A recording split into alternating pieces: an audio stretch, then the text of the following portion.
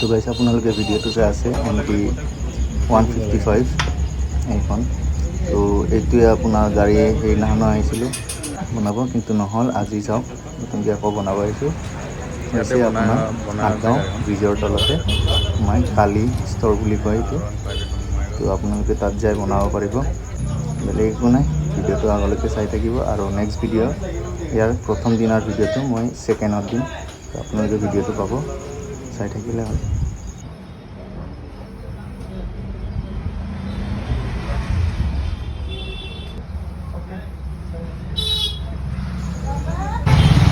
বাইকখন বনোৱা হৈ গৈছে, এতিয়া আমি ঘৰলৈ গৈ আছোঁ। ৰাতিপুৱা নহয় আৰু দিনত 1টা বজাত গৈছোঁ। 1টা বজাৰ পৰা আপোনাৰ ভাটিবেলা 5টা বজালৈকে হৈ গৈছে।